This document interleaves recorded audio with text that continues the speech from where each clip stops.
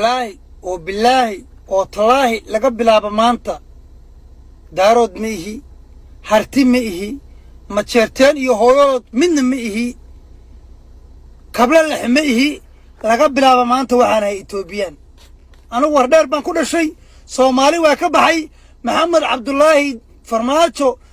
درادي سان صومالي وكبحي هو يدن وانا إذا قونن ما تشرتين بان أهين هرتي بان أهين قبل اللحبان أهين وأنا حداد حتى إسلام كريك نقطين وين كبحيا ما أنت ضميرك يقول ماشي مرة ينبني كرتين قدناي إمارن قويسينا قبل كيباكو كتيره ما أنت واحد إسقرب إستاغي والرجل ما أديره ما أنت واحد فايلها قوي ما أنت واحد قندها قبطي ما أنت واحد بقرو قوي وأحمد ملوي يد أول بان على الظاهر إذا وجهي مين راعي وجه اللي ماشي هبارك دانيو هبارك أبوس عيسى ما نحند عيسى كذا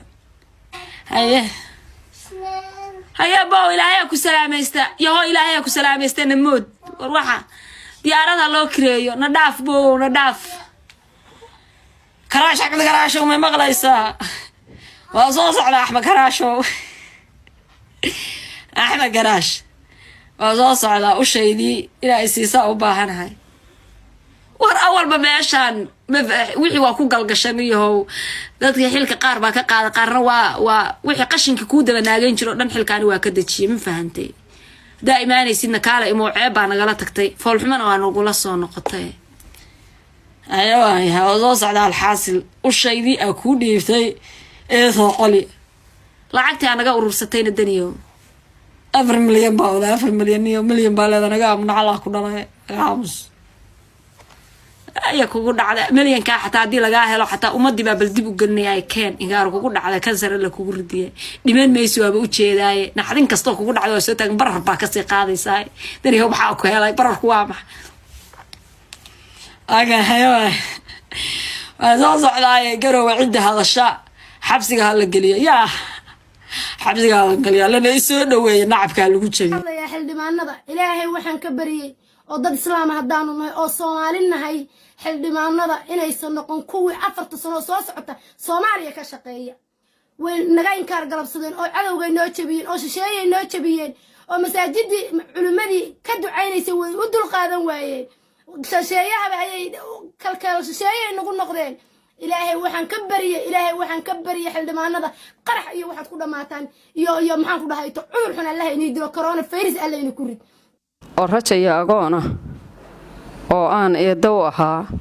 oo aan muddo 2 bilood waayay oo raq iyo ruux raadinayay hadii aan raadinayo aan waayay habeenada kamid ah oo habeenadii iida la tukan doonaya baa waxa ay soo wacay nin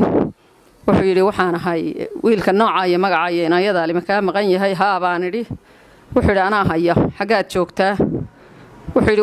xagaad ku haysaa baan idhi wuxuu yiri waxaan ku hayaa Liibiya dhalinyaro aad u tiro badan sanadkan waxa uu kaga duwan yahay sanadadii hore waxa ay ku soo hagaagi jirtay waqti ah Ramadaan kaasi oo shacbiga dhalinyaro fara badan ayaa soo camiray suuqyada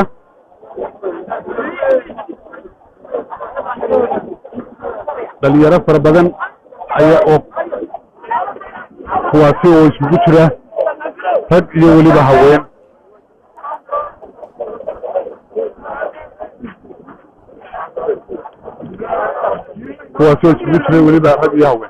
waxaanu hadda joognaa bartamaha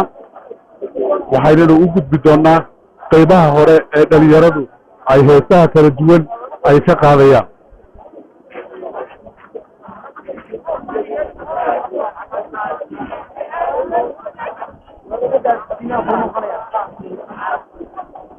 qaarkood dhalinyarada iyo waliba caruurta isugu soo baxday goobtan ayaa madaxooda iyo waliba sidoo kale sarkooda waxa ay ku xadheen calanka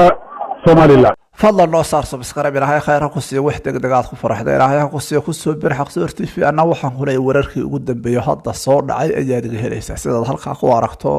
waa fanaanada caanka ee Sahra Halgan inantii Sahra Halgan ahayd oo soo bandhigtay hees laga haday heesta ayaan warsama ay qaaday kabaala ada ee baday baxsan oo adiga hantiyay adaa bacadkiyahan figa kureylaha sii soco adaa yidhi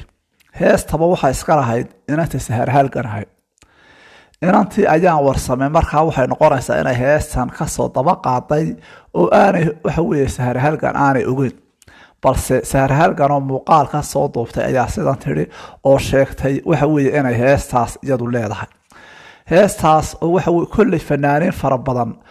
oo waxa weeyaan nool baa xataa heesa laga soo qaado waayo idlayaraba xasan aadan samatar oo nool ayuu heesihiisa soo qaada mararka qaar balse inantii waxa weeye saharhalgan ahayd oo afka furatay baa sheegtay inay heestan iyadu leedahay inkasta oo aanay wax sidaas u weyn aanay ka soo qaadin waayo fanaaniintuba heesa way soo kala xadaan sharma bay heesihiisa qaar dadku yidhaahdaan waxa weye fanaaniin caano dunida ku sugan ayuu laxanka ka soo xaday iyagu way jiraan sidaad halkaa ku aragto warkii horeba weer soo dhaafado amuun inantii horta sideen ognahay taageerayaashii farmaasho mucaarad saxa isu bedelay oo qaarkood baraha bulshada ku oonayaan weli oo qaarkood waxa weeyad arkaysa halkaa waxa ka dhacay looma kala harin farmaasho oo weli waxa weeyaan ay yidhaahdeen dadka Soomaaliyeed xilka unbaa laga qaadaya dadkii Soomaaliyeed oo dhan way ku taageersan yihiin ninkii farmaasho ahaa ee xilka laga qaaday iyo ninka xasan sheekh hadda talada dalka haya oo durdaba mucaarad fara badan yeeshay sidaad halkaa ku aragto waxa weeyaan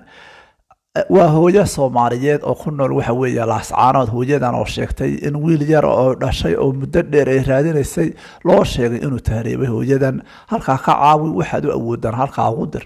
waa hooyadan oo aad runtii u murugaysnaa oo tiri waliba wiilka yar waxay tiri waa wiil yar oo rashay oo waxbay u tahay waadaga arkaya waxay sheegtay inay muddo badan raadinaysay la xidhiidh adiguna waxaad u awoodo halkaa ugu dir sidaad halkaa ku aragto waa ninkii biika ahaa oo waxa weeye faras ku dabaal degaya ninkii biika ahaa faras ku dabaal degaya oo caramasa uga luray oo aad arkaysa meesha dabaal dega ka socda iyo hargeysa oo waxa weeyaan saacadana kula hadlaya ruxmaysa sidaad halkaa ku aragto waxa weeye waa warkii horeba waa la isla soo dhaafay tan oo kale miyaanu aragnay waa nin ku dhaartay inuu Soomaalinimadaba ka baxay waxaanu ka mid yahay taageerayaashii ugu waaweynaa ee farmaasho guulihii waxa weeye la soo hoyn waayay ee boqolkiiba boqol ay dadka Soomaaliyeed doonayeen inuu farmaasho guureysto rashiyadii remove weeyday bay noqonaysaa markaas waa ninkan oo sheegay inuu kaba baxay Soomaalinimadaba oo uu ku dhaarto halkaa wuxuu ka soo yiri aan soo kala googooyay balse aad arkayso meesha sidoo ninkaas u soo dhiiqay wararka ayaa kale farqayn doona waxaan ku leeyahay bilow ilaa dhamaad waa nin Soomaaliyeed oo Soomaalinimada ka baxay wuxuu ugu ahaa waxa weeyaan sababta kulley waa iska dareemaysaa dadka Soomaaliyeed oo dhan waxay doonayeen inuu farmaasho mar kale talada dalka qabto haddaba su'aal baas mudan waa maxay sababta dadku u shicraadeen inuu mar labaad talada dalka qabto farmaasho ee xasan sheekh intanoo mucaarida mar walba baraha bulshada saddexdii maalin ugu dambeysay ay ruuxaysaa dadku waxay hadda ku amaanayaan xasan sheekh boqolkiiba boqol inuu isaguna ruug cadaayahay oo uu dalka sii hogaamin doono kulley waa nin talada dalka mar hore soo qabtay oo isagoo qudhiisu waxqabad fara badan soo qabtay balse hadda ma la odhan doonaa dadkaas taageersan hadhow toole mucaarad bay isu bedeli doonaan 2 sano kadib oo waxay odhan doonaan waxaasaa sidaa noqday iyo waxaasaa sidaa noqday kulley waad garanaysaa waxa weeyaan durdaba waxa bilaabatay inay mucaaradku halkaa ka sii wadaan howlahooda taageerayaal fara badan oo farmaasho ah ayaa iyaga qaarkood u shabeen inay si sax ah ugu biiraan waxa weeye madaxweynahan hadda cusub ee talada dalka qabtay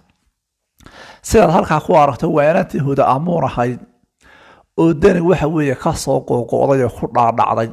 inantii huda amuun ahayd oo dani meel la og yahay kaga soo hadhay iyadoo sheegtay waxa weeye lacagta uu iskaga khasaariyay inuu guri kaga dhisan lahaa waxa weeye garoobay inuu guriga 40,000 ee uu waxa weeye madaxweynaha isugu soo sharaxayay ayay tiri maad guri ku dhisatay kulley ama aad masaakiinta ku caawis kulleyba ma soo bixi rahayna balse sawti fartab wadnaha lagu wadahayay ee uu mar waliba waxa weeye qaybtii labaad uu soo gudbay waliba ruug cadaayadii qaybta labaad soo gudbay ayuu ka mid ahaa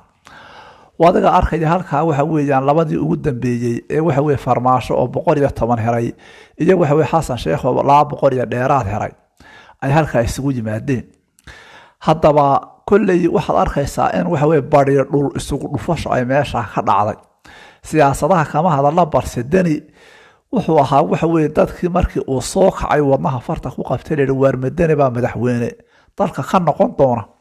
bal hadduu markii ka noqon lahaa kolley waa nin dalkiisa jecel oo ammaano hufan ku hagi lahaa nin walba oo waxa weye madaxweyne ahaa oo rabay inuu noqdo kolley waxqabad buu nin waliba soo bandhiganay ninna dalkiisa ma dumiyo nin waliba dalkiisa isaga ayaa kaa jecel waxaan ku leeyahay ka mid ah